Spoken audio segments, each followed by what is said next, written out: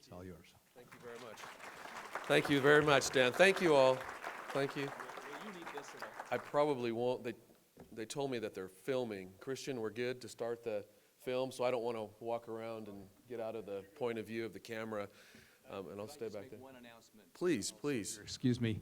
We are going to give you a chance to ask some questions. And so if we're going to pass out some cards and paper here, if you would like to fill out those forms, we'll just pass them out. If you'd like to fill them out, then Mike over here will gather them, and we'll try to do that at the end of the session. Thank you. And if you'll put your name and email address, if you're comfortable with that, we probably only have time to address a couple of the questions near to the end of the presentation, but we'll keep them and try to respond and answer after the conference is over. So if you'll write your questions down, and then I think Mike Deaver will collect them when we open up for some Q&A at the end. Mike will help us facilitate that. So again, thank you for being here. It is an honor to be presenting at this conference. And Dan was right. I have been asked to advise on a few matters, the new administration. And I wanted to just take a moment to mention something that I thought was very impactful and is related, to this subject. And I'll try to tie them in a little bit later on. Last week, I was in Washington, D.C., and had a chance to meet with the president, and we talked about the devastating effects of human trafficking. And he had just himself put out a statement about how the administration would use all of its resources, and he would make it a priority of his administration to address once and for all this horrible institution of modern-day slavery. And so, thank you. Thanks for that. So regardless of whether you agree or disagree with the administration on any number of things, I think we can all agree that issues like human trafficking are something that we have to become more educated on, have to raise awareness about. And it was interesting because in the discussion, the president repeated back to me for about 6 minutes the talking points that I usually give, but it indicated to me that he had internalized this issue of fighting human trafficking. He knew it. It was important to him. He was passionate about it. We also discussed fighting other issues like opioid addictions, which are ravaging the United States and hurting families all around our great nation. And I just wanted you to know about that because administrations sometimes with the media get notoriety for one issue or the next, but don't always get the credit that they deserve.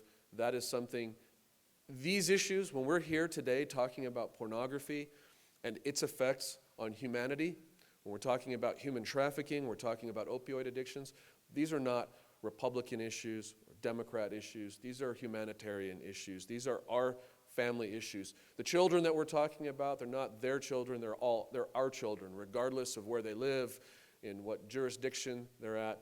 And so I hope that in the spirit of unity and cooperation, there's so much that divides us, especially in politics, and I would know lots of divisiveness in our country today. Let's come together on these issues and let's be a united voice to educate, to empower, to not judge and not shame, but to give resources to victims and even those who in some ways may be perpetrators, to try to address this issue comprehensively, not just within the borders of our nation, but let's reach out globally and deal with our partners around. So again, I was very excited to hear that the administration is going to put resources towards not only fighting human trafficking and opioid addictions, but many other issues. Now, being in D.C. is always a little bit of an adventure for me. In fact, I flew back just yesterday from some other meetings on the Hill in Washington, D.C. And some of you have heard the story, but I'll share it with you anyway. One of the reasons I don't dress in a suit all the time is because I get mistaken for other people, especially when I'm traveling. And so last year, maybe it was now a year and a half ago, I was heading to Washington, D.C. in the Salt Lake International Airport. And I fly Delta a lot. And I was making my way to the counter, walking in a nice suit with a little bit of purpose because I was a little bit late. And the young lady at the counter said, "Where are you headed?" And I said, "DCA, so Reagan International." She said, "I knew it." And then she got a little quiet and said, "I'm not supposed to do this, but could I ask for your autograph, Senator Rubio?" And so I said to the young lady, "Ma'am, Marco Rubio, he's a lot better looking, he's a lot smarter. I'm sorry to disappoint you. I am not Senator Marco Rubio." And then the funniest thing to me was right next to her, another one of the attendants, she punches her friend in the arm and said, "See, I told you, that's Ted Cruz." And I said, "Does Senator Cruz get an upgrade? Because that might be interesting." "No, I didn't." I said, "I'm sorry to doubly disappoint you. I'm not Senator Cruz either." And so I was able to make that flight. I'll tell you just one other quick DC story, because sometimes this is how I feel when I'm there. I received an award a couple years ago. Was happy to represent the state of Utah, and it was at a very nice hotel. I was holding my plaque, standing outside in front of the hotel after the event concluded, and I had a tuxedo on, and a gentleman pulls frantically around into the valet area, jumps out of the car, throws me his keys, and says, "There are 2 suitcases in the back, one on the passenger side, on the passenger side, 2 in the trunk." And so clearly he thought I was a valet. And my staffer who was with me turned to him, and he was going to give him he was upset. He was going to give him the "Do you know who you're talking to?" speech. But I kind of nudged him and said, "Hey, we could probably get a tip out of this, so let's just keep going and unload the man's bags." And that's how we roll in Utah. Very service-oriented and fiscally conservative. Probably help us out. No, we didn't ask him for a tip. We took it in, but I thought it was kind of humorous. And then lastly, again, sorry if we started a minute or 2 late.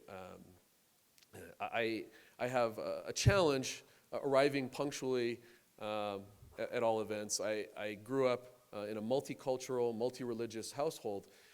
My father is half Spanish, and so if any of you have dealt with Latino time, it's usually a few minutes late, 5 or 10 minutes. And he's from the Philippines, so he's half Filipino, and the Philippines was under Spain for 400 years, so they adopted all of the same cultural tendencies. So Filipino time is about 10 or 15 minutes late to everything. My mom is from Hawaii. She's half native Hawaiian, and if any of you been to Hawaii, you know how slow things move there. So Hawaii time is like 20 minutes late for everything. Now she is also half Japanese, and they're very punctual. So on the ledger, there's a little bit of punctuality in my gene pool. But then my dad, I grew up, he was Catholic. Catholic time, those of you Catholics, you know, it's a few minutes late. And then my mom was LDS. And Mormon time, as many of you know, also runs a little bit late. So if you combine all of that together, it's always a little hard for me to make it right on time. In fact, I'm just happy if I actually make the event at all. And with 3 or 4 events that I have to speak at today, I just wanted you to know that this is so important. Flew back from DC yesterday because I wanted to be here to talk about this issue, to help raise awareness. I want to thank my friends, people like Pamela Atkinson, who do so much work on behalf of so many people in the state without any desire for accolades or attention, and truly move the needle when it comes to getting resources to people in crisis and people in distress. I think I saw her earlier. There's Pamela. Do you all know Pamela? Can we give Pamela Atkinson a big round of applause for all of the work that she's done to put together this conference?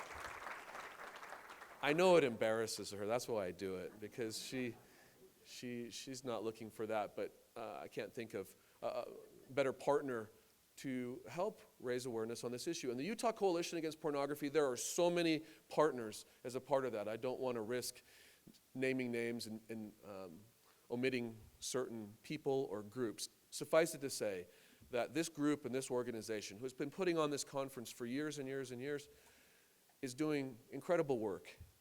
And it's important work on an issue that's somewhat dark and uncomfortable for us to talk about as society sometimes.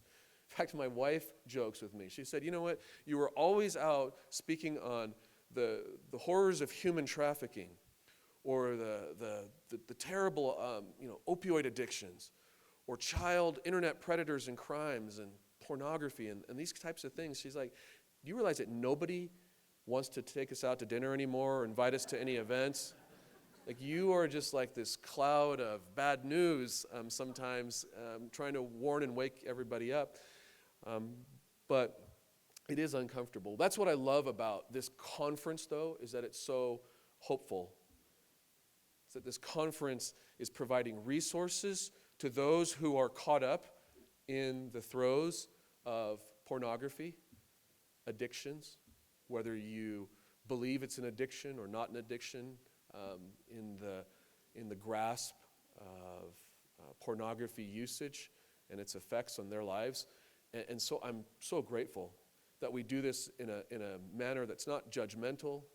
It's not about shaming people. It's about empowering them to take their lives back, to heal, to find ways to help others in their family heal from the effects.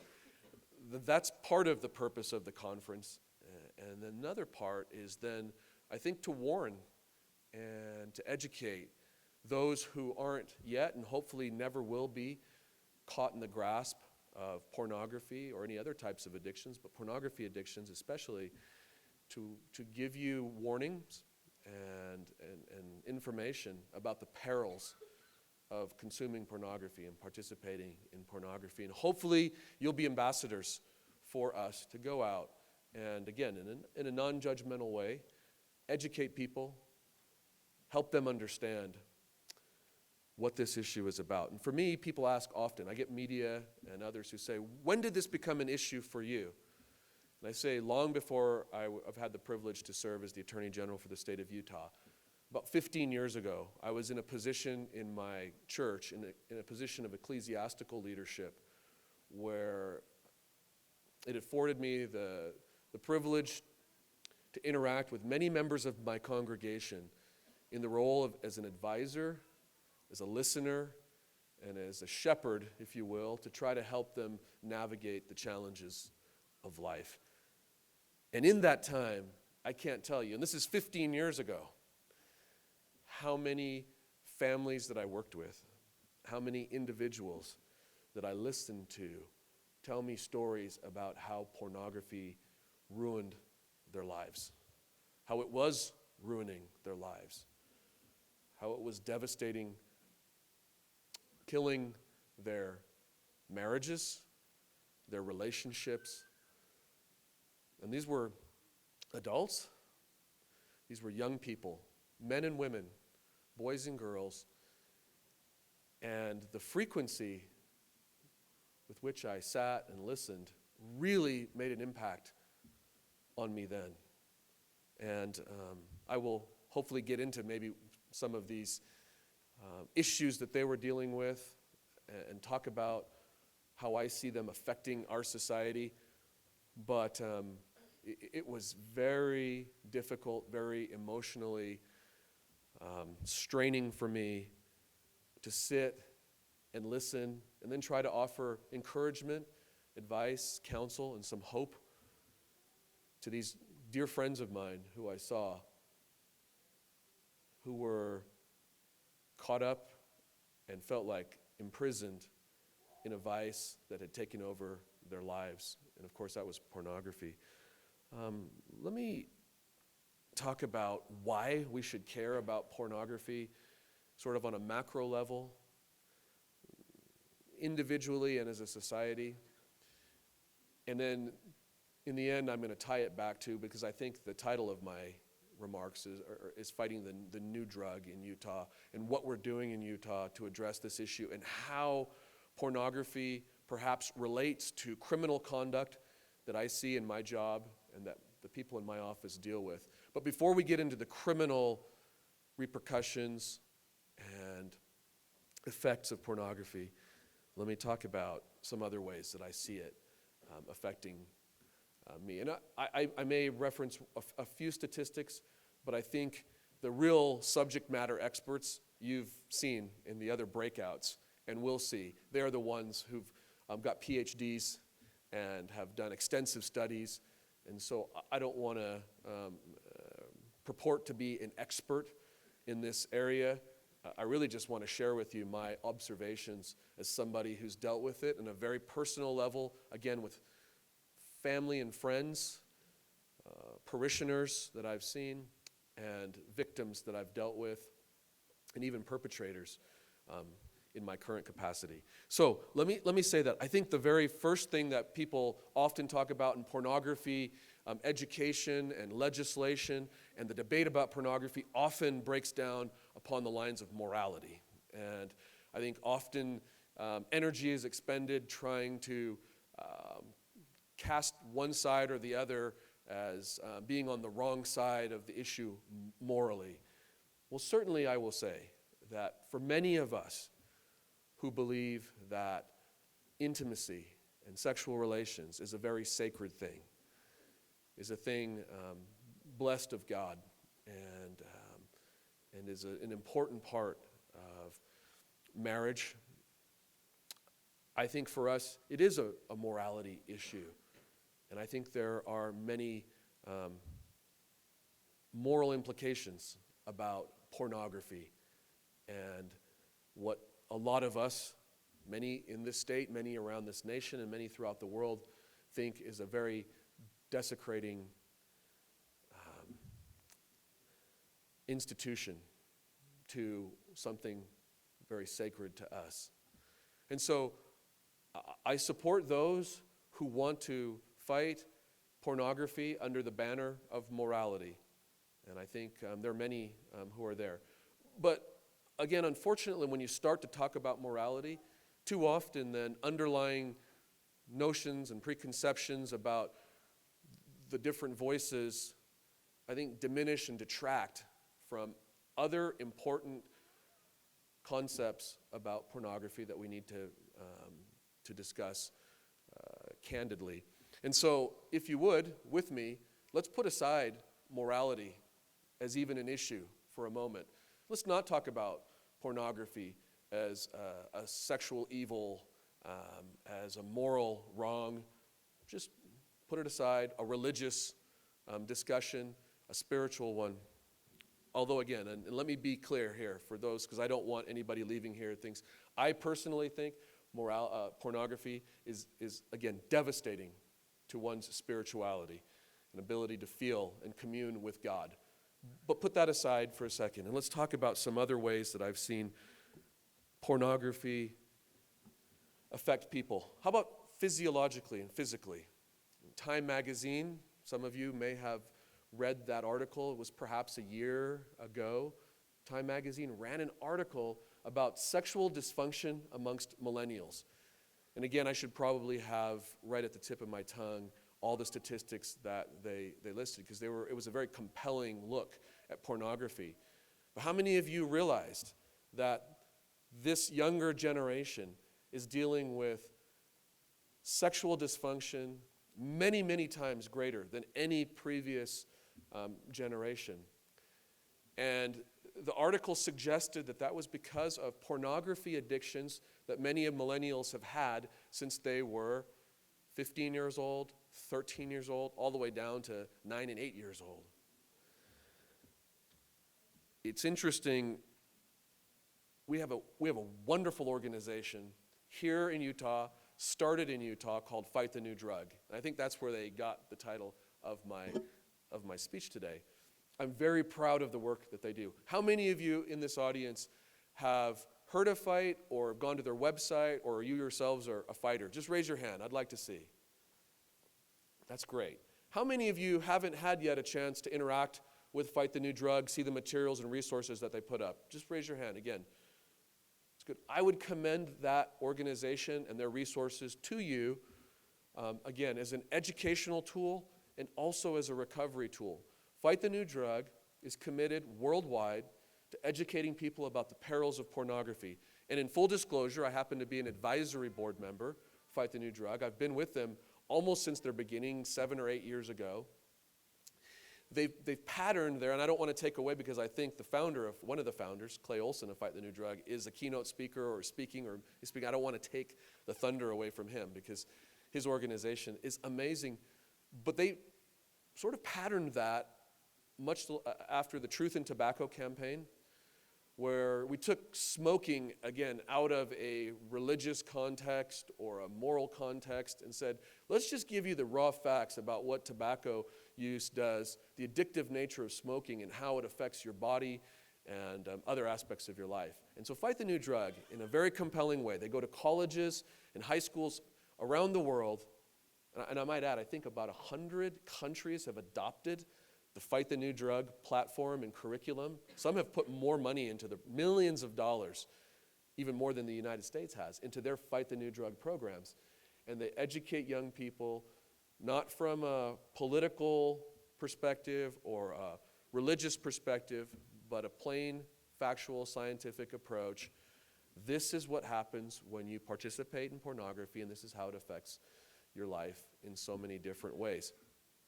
But they don't want to just raise the alarm and warn people. They wanted to help on the back end with those who are already struggling, who are in that deep, dark place where they feel like they can't get out of this addiction of pornography. And so they used resources to create a tool called Fortify, an online recovery program. And if you don't know about it, please write it down. Please take a note, make a mental note. Fortify has been a tremendous tool worldwide to help men and women, but it's sort of targeted at young men and young women. It's free online to those, I think, 25 and under. It's been a tremendous tool for recovery and helping people take their lives back. So mark that down, Fortify, a free program. It's not an easy program. I've watched people go through it, and they have to be committed. But the same way that people's brains are programmed when they become addicted, especially to online pornography, Fortify helps unlearn them, helps counteract those processes so that they can enjoy, again, healthy sexual development and kick that addiction of pornography. Thousands of people have used the program, with many, many of them having success in overcoming pornography addiction. And I've seen the letters streaming in and texts and emails from kids and young people and young adults around the world thanking Fight the New Drug for that Fortify program. So, sorry, I know it sounds like a big commercial for Fight the New Drug, but I believe that strongly in the work that they're doing, and wanted you to know about that. But is there a link? If you type in Fight the New Drug and go to their website, the Fortify link is very prominent there in their recovery side. I don't, in my mind's eye, I can't see where it's situated there, but and if you can't find it, call me. I'll help you find it. A pastor friend of mine whose son was caught up in pornography addiction in high school said that he went through the Fortify program with his son. And at first his son was extremely embarrassed. Can you imagine? Your dad's a minister and you're dealing with this issue, and shame is such a part of the world of pornography addiction. But he finally came in tears to his father, and his father said, "Son, who loves you more? Who else would you rather have try to help you overcome this problem than me? I'll do everything that you're required to do. We'll work together." And it took them months and months and months. But I've heard him report, this pastor friend of mine, that his son has overcome that addiction. Like any other addiction, it's always right there, ready to bite again. But he feels like he has the tools to be empowered in his life, and that was because of Fortify. Fortify also tracks some numbers, all compliant with federal laws, but just to see the information that's voluntarily disclosed about the ages and the amount of young people who are accessing this tool. And I've got a couple of stats that I want to share with you. These were compiled in 2014 and 15 just from the Fortify program. 16,000 youth. And again, this is several years ago. So today, I think with all the education and awareness they've been doing, the numbers are much higher. But this just gives you a flavor from several years ago. 16,000 youth applied to the program nationwide. 3,000 were from Utah. Now, I'll be quick to add that that's not a typical percentage. 3,000 out of 16,000 sounds remarkably high for Utah, but that's because it was launched here. Most of the education started here, so more Utah kids and young adults knew about it. But here comes the startling part to me. The average age of those who applied, those who felt like they were in a position where they needed to have an intervention in their life to kick this habit. Anybody want to wager a guess? Maybe you've already heard the presentation of what the average age was. I'm happy to take guesses. 14? How many think 14's young or low? That's actually really old. Someone said 12? Still not quite there yet. Okay. It was 11.9 years old. It's the average age of these thousands of youth, right? And so since it's an average, there must be many who are probably, so you said 10, 9. Of the applicants, again, this is 14-15 statistics. Of the applicants, those 16,000 youth nationwide, 9% saw porn by age 8, 24% by age 10, and 77% by age 13. And I'll underscore this point again. Those numbers are only for those kids who felt so compelled to access a tool online to help them kick an addiction. If you extrapolate out and imagine how many kids are dealing with this problem but who don't know about this, who didn't feel comfortable doing it, the number's astronomical. But at least a little window and picture into what we're talking about.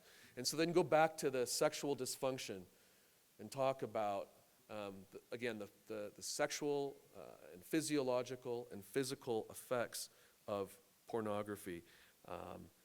The inability for normal sexual development. And when I talk about sexual dysfunction, there are a few different permutations of that, which I won't go into in the sake of time. But like any other addiction, obsessive tendencies, those who are hooked on pornography, literally things like malnutrition, lack of hygiene, all those things are secondary, but those are true manifestations. What about job and employment statistics? I think someone estimated it was, one organization, $16.9 billion a year annually lost. If you just calculated how many people are inappropriately at work, it's not sanctioned, break time, or it's just like during work, accessing porn on the internet, and they use Department of Labor statistics of how many people are working at any one time. But getting a job and keeping a job, all of those things become much more difficult when your only focus in life is getting the next fix from the next set of images or videos. Emotional and relationship problems. Now, these are probably some of the most devastating manifestations of pornography. The inability to be able to properly express yourself, feel in an emotional environment. I don't have all of the studies. There are competing studies, some on both sides of this issue, but some that I saw say pornography is a major cause of marital distress, and that porn users are less likely to get married, less satisfied with marriage, and more likely to have extramarital affairs. Different studies have shown, one that I saw recently, that it was saying up to 60% of divorces over the last, I can't remember how many years, according to the study, were linked to one partner having a pornography addiction and not being able to kick that, and then not being able to have a real relationship with their spouse. And it's devastating, and I keep using that word because I can't think of a better one right now, on so many levels, right? The shame and the humiliation. I think for the ignored spouse or partner, Jennifer Lawrence, famous actress, I think they Fight the New Drug did a little highlight on Jennifer Lawrence because She talked about her boyfriend using pornography and how she felt like she had to be prettier, she had to be better to try to compete with that pornography. In fact, that reminds me of a study that Fight the New Drug often cites. I think the scientist's name was Tinbergen. He was a Dutch scientist back in the 70s or 80s. How many of you have heard of the butterfly study regarding pornography? A few of you? Well, since many of you haven't, let me share it with you. And those of you who have, please indulge me. These scientists did a number of different studies of animals in their habitats and environments. One study, they took a species of butterfly where the male butterfly is attracted to the female butterfly by the markings on her wings. And so what did the scientists do? Gosh, I'm having a hard time fighting with the mic. The scientists created cardboard butterflies, the exact same size of the real female butterflies, but they hyper-exaggerated the markings and the colors on the wings of those butterflies. And what do you think happened? The male butterflies, do you think that they paid a lot of attention to the beautiful, live, God-created butterflies, female butterflies flitting around about them? No, not a good day for our sex guys, for the men of the world. No, predictably, the male butterflies ignored all of the real female butterflies right in that area and tried only to mate with the cardboard butterflies. Why is that? Because the markings on their wings were, again, bolder, larger than life, more beautiful, enhanced, cosmetically, and they, again, going against, I think, millennia of genetic and DNA programming, ignored what was right there in front of them, the truly beautiful female butterflies. Hopefully, I don't have to make the connection for you with this analogy. Why is pornography so destructive when it comes to relationships? Again, because once someone is caught up in that virtual reality, that alternative reality, that false reality, then nothing in real life is seemingly good enough after that. Imagine, again, trying to be a devoted spouse, trying to keep up with the fictional and fantasy world of pornography. And you start again to see how this affects families, how it affects couples, marriages, and why they start to break down. Societal harms, again, not just individually, but across the board. Objectifying women, in this false reality, pornography conditions men and women, because I'll be clear, the number of women who are addicted to pornography is only growing greater and greater. But it creates for them a reality, again, that is false. It conditions them to think that their partners should look a certain way, should we be willing to do certain things, and it normalizes a lot of that activity.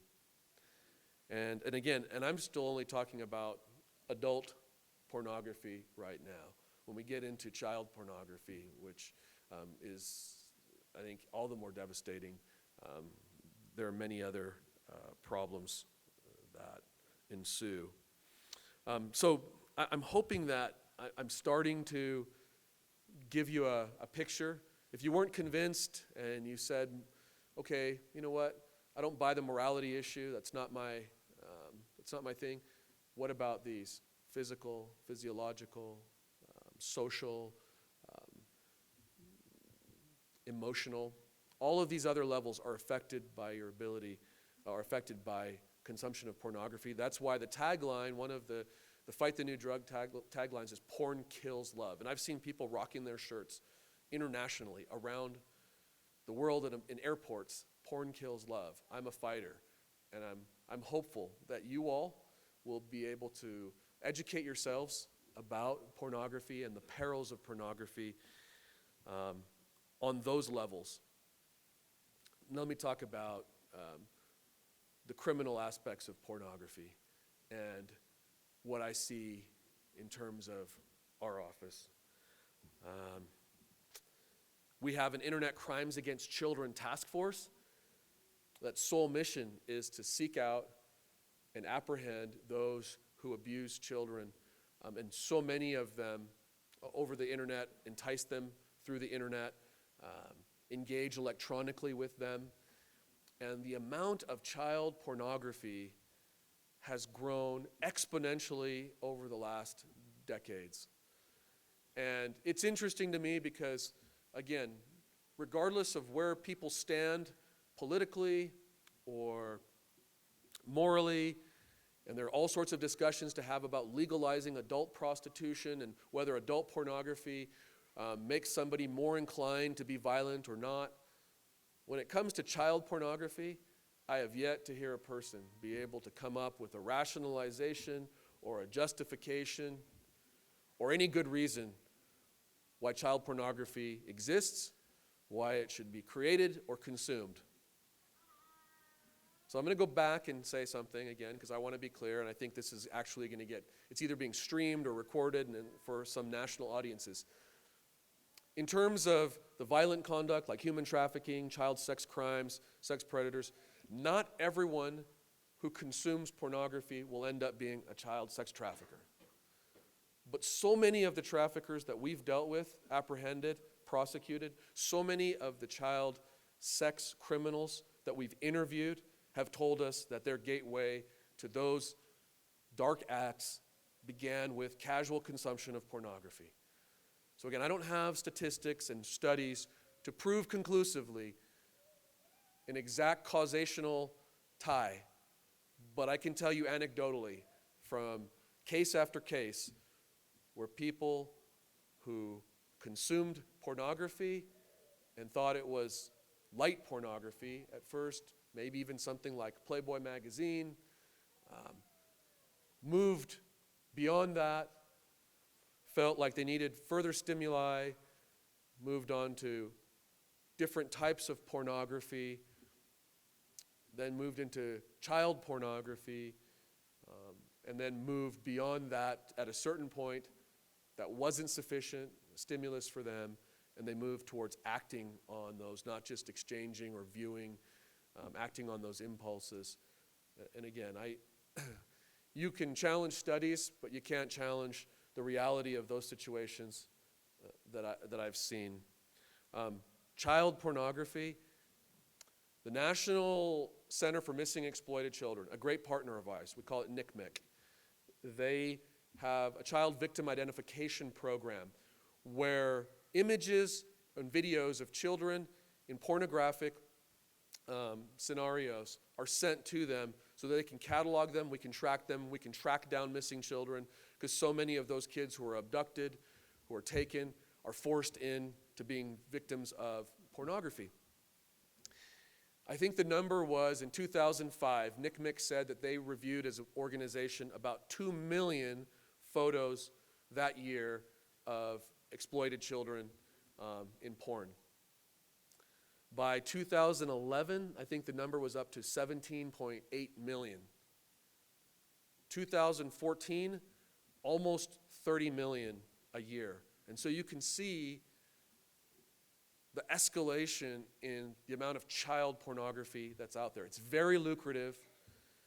And the more and more people who get addicted to porn and feel like they need something else, deeper, darker, the more of them get involved with child pornography. And it's not just on the internet where most everyone can see it.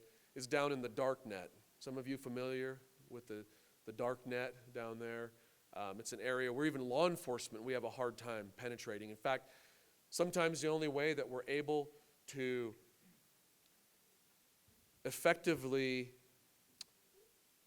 execute cases in the dark net is when we apprehend, say, a child sex predator, and they already have an online account in the dark net with validations, because in order to even exchange information in that environment, they have all sorts of checks to make sure that law enforcement can't easily get in. And so you have to exchange photos and videos, and by doing that, you kind of get some credibility, and then after a certain amount of time, then you have access to everybody else's filth down there with child sex and porn and violence and abuse and rape of children.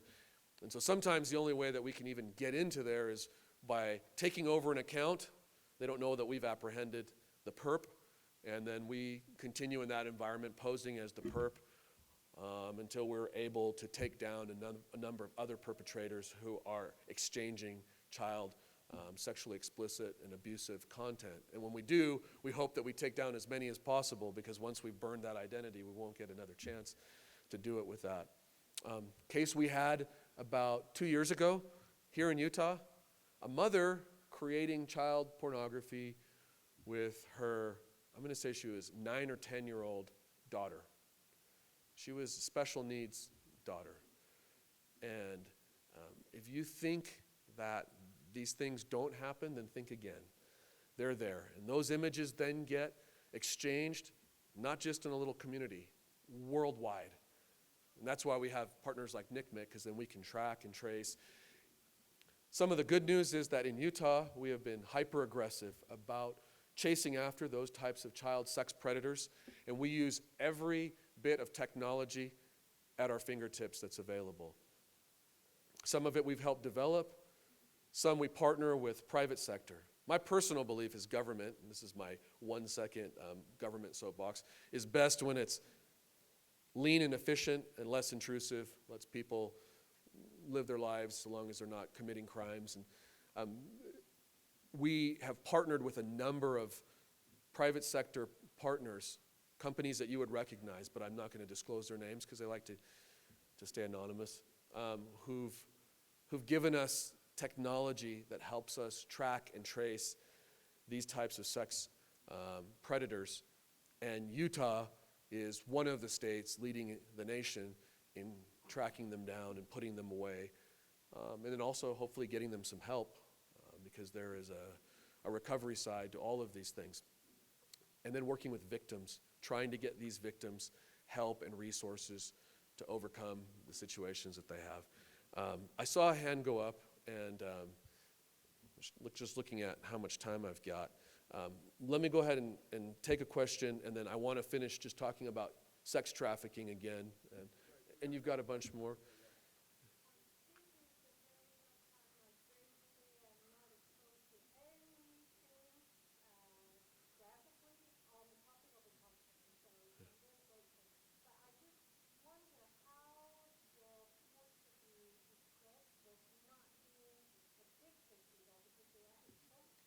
Okay, so the young lady's question, thank you, if I understand it, is in the efforts from law enforcement to go after the bad guys and the exposure to, say, pornography and child pornography, how do they not become addicted? By the grace of God, ma'am, and by great counselors and therapists who work with my team, we have required mandated therapy for our officers. We rotate them so that we try to minimize. There's no guarantee. No one is immune. There's no gene in our body that will keep everybody immune. So we understand that there's a calculated risk by putting our people in those environments. We gladly take those risks. No one's forced into it. These are people who volunteer for the job because they believe that it's such an inherent evil that they want to take it down.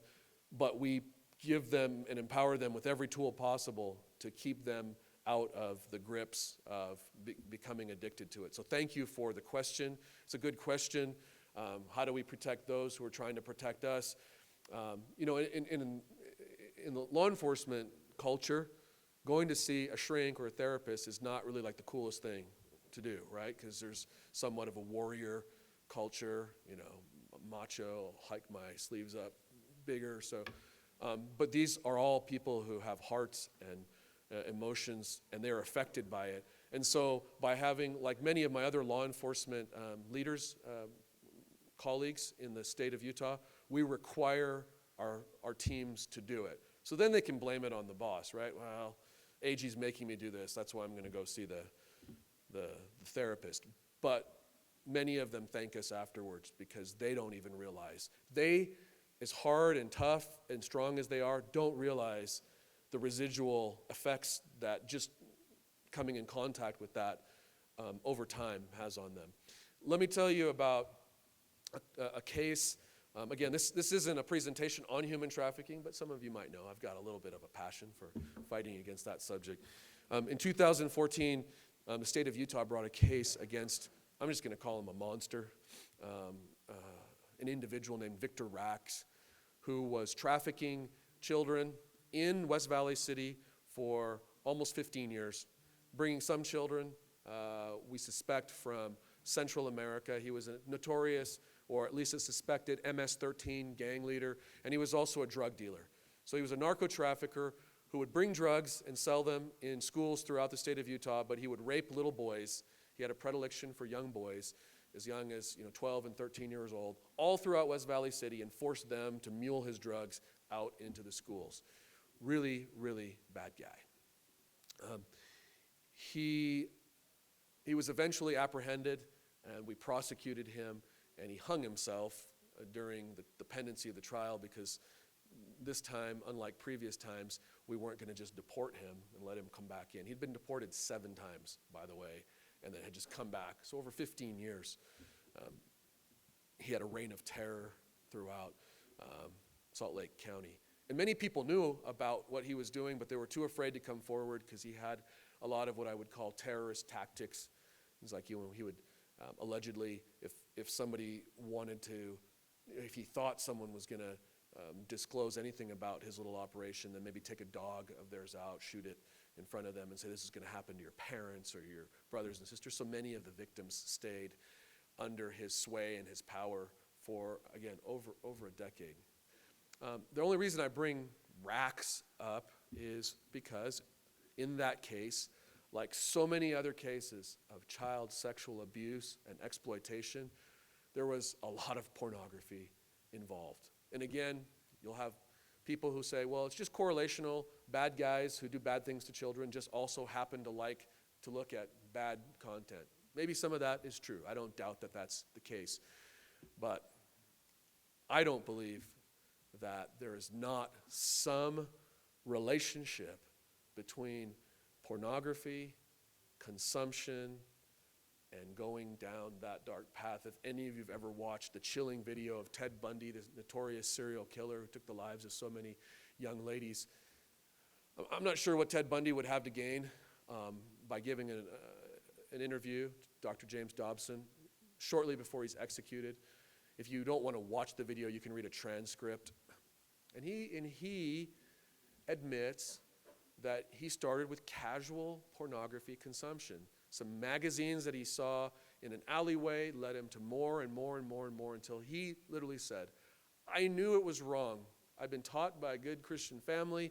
I grew up in a good community, but I could not control myself anymore. And finally there came to a point where I had to step beyond the bounds of what I knew was right and morally acceptable, and I had to act on that. And that was the only way to sate this intense drive in me that, according to Ted Bundy, was begun and nurtured by pornography consumption throughout his life. So I strongly believe, again, it doesn't mean that if you see pornography, because I know some of you here may actually be dealing with that addiction or know people close to you. I'm not saying they're evil people. Good people can become addicted and do become addicted to any number of things every single day. But if they don't get help, if they don't have resources like Fortify, if they don't have loving people to support them and not judge them, but help them get the need and recover and heal, they could possibly go down the path of a Ted Bundy or the people that we arrest on almost a daily basis. We have people, I think last month we had maybe 30 arrests from ICAC. We have about 300 every year, 275 to 300. And I think a lot of those people are good people who ended up doing things that they never believed that they would be possible that they would do. So again, I'm just warning, and I hope that you will repeat the warning to people about the dangers and perils of pornography, where it could lead. I want to open it up for questions, and so let me conclude with that and let you know again, there is great hope for those of you struggling with pornography. Please hear me. There are people who care about you. There are resources for you. It is more important that you get help, even if you think it's embarrassing. We all have shortcomings. We all have problems that we're dealing with. But porn, like a drug, can rewire your brain, can cause you physiologically to need to get more and more and more of a stimulus, and that need and drive can take you potentially down a very dark path that you don't want to go down. Get help now, because you can get better.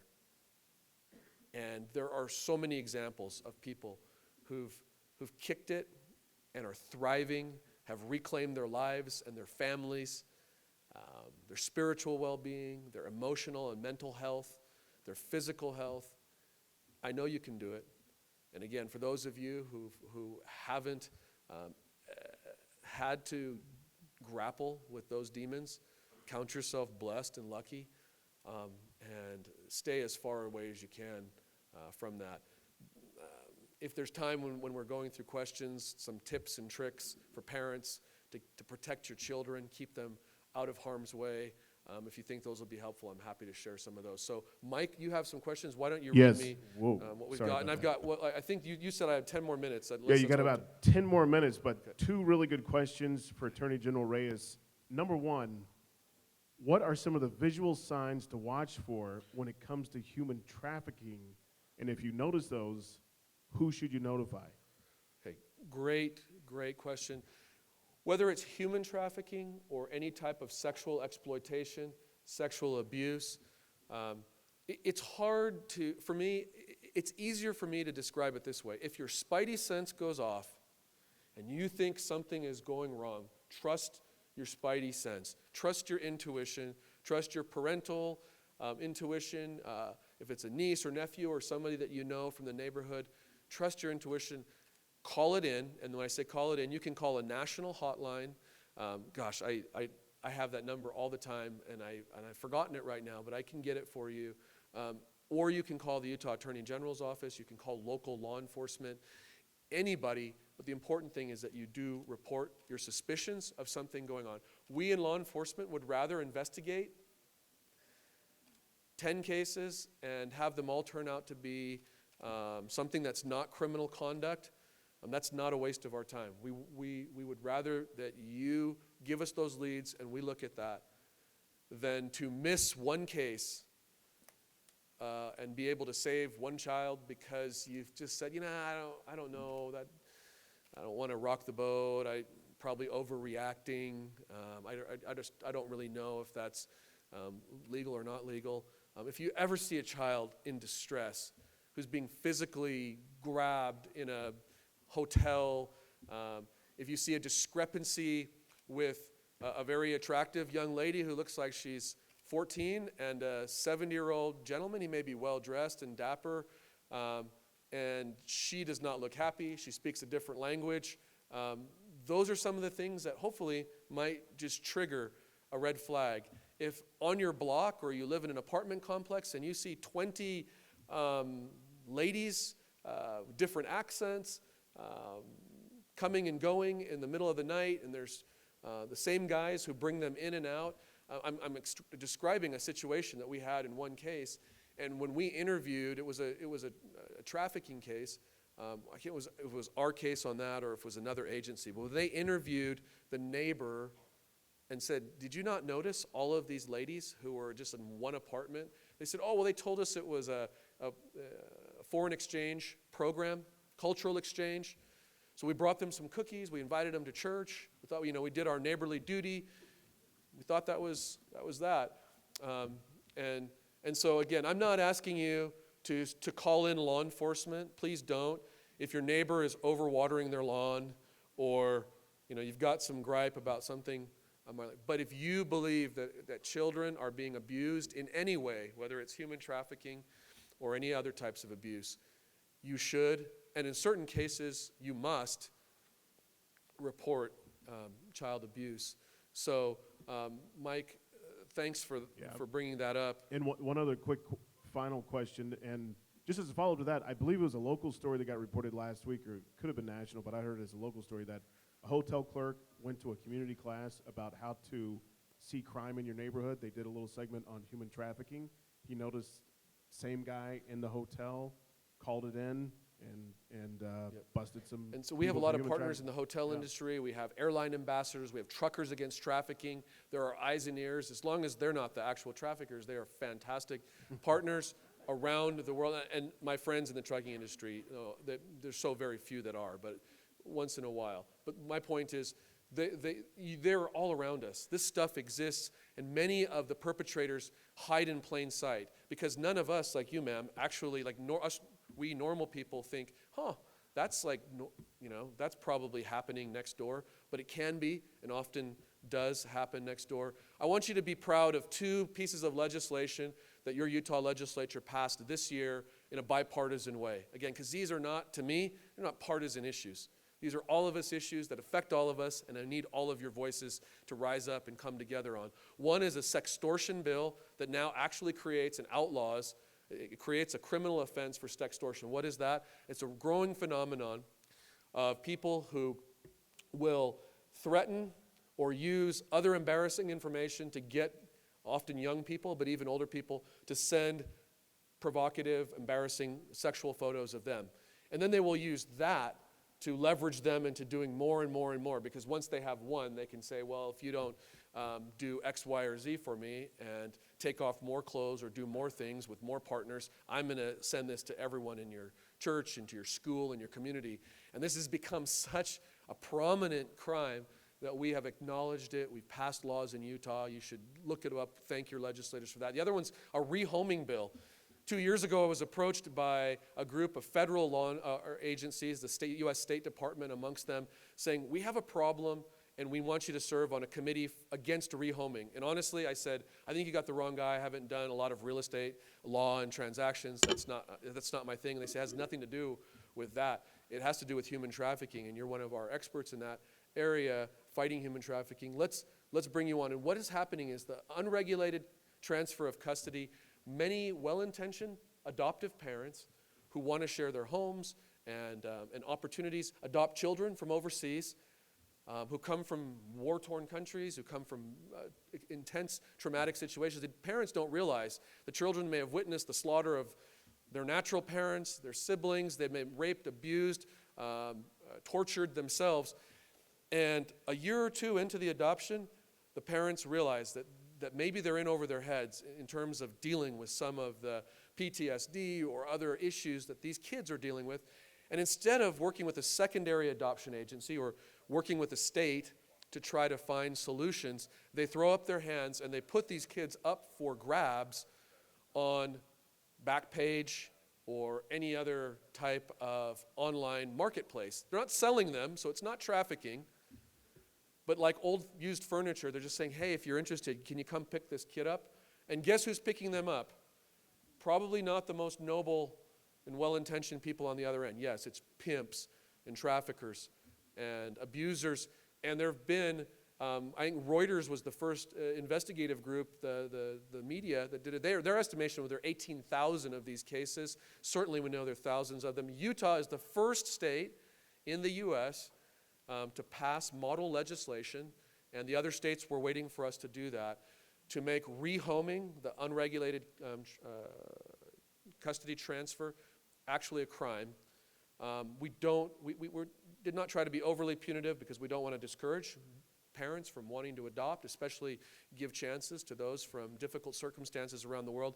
But the bill now empowers parents by requiring more information from the adoption agencies about the kids that they're adopting, and helping the state give more resources to parents in crisis. so that they don't throw up their hands and give away these kids. But if they do, now for the first time, there are actually criminal repercussions. And so again, bipartisan way that your state's working together, we put more teeth into our human trafficking bill. But to try to bring it all back around again, there are many things that you can do with your children especially to protect them. And if there are any kids here, please don't ever sext. No matter how much you're in love with Juliet or Romeo, no matter how much you think that this is not going to become public. I mean, you can see from NBA stars and celebrities, this stuff gets out all of the time. And once you've done that and put yourself in that vulnerable situation, you make yourself so much more easily a victim to traffickers and sextortionists. So please, don't ever do it. It's actually a crime, and you don't want to do it anyway. But we passed a revenge porn bill 2 years ago in Utah regarding the unauthorized communication of photos and videos. Oftentimes it's an ex who is trying to get back at their previous spouse or lover and posting things. So Utah is taking a very proactive approach. We couldn't do it without organizations like the Utah Coalition Against Pornography or all of you. And finally, I don't know how helpful this is, but I wanted to share, a friend of mine asked me, please share these tools with parents with regard to trying to prevent their children to have access to porn. Set your search engine, number 1, to safe search mode. Number 2, use the family safety tools provided by your computer or other device's operating system. Both Windows and Mac operating systems provide family safety settings. 3, use family safety tools. There are all sorts of apps and filters that you can use. Some I've used for our family. I find them really helpful. 4, periodically look at your children's browser history. There's lots that you can glean from there. 5, have your children restrict access to their social networking sites to only known friends and keep their sites private. This one thing alone is probably one of the most important things that you can educate your kids to do, is to not just let anybody and everybody have access to their photos, because really cunning perpetrators will use those, even innocent photos, to exploit them to gain their confidence. I tell kids all the time, don't chat with anybody that you don't know online. You never know who's on the other side. Scan photos on your child's cell phone once in a while. Review applications your child's downloaded to their phone or tablet. You, as parents and loved ones, are the strongest tool. Just a side note on the apps, often the kids will have 2 different kick apps, or 2 different, so the one that they'll show you and one that they're actually using with their friends. So just be aware of that too. Thank you for your time. I think I've gone over my time. I hope it's been helpful for you to at least, again, make you more aware of the prevalence of pornography, some of the effects individually and on our society, and some of the actual manifestations of that here in our state in terms of criminal conduct. God bless you all. Thanks. Have a great conference.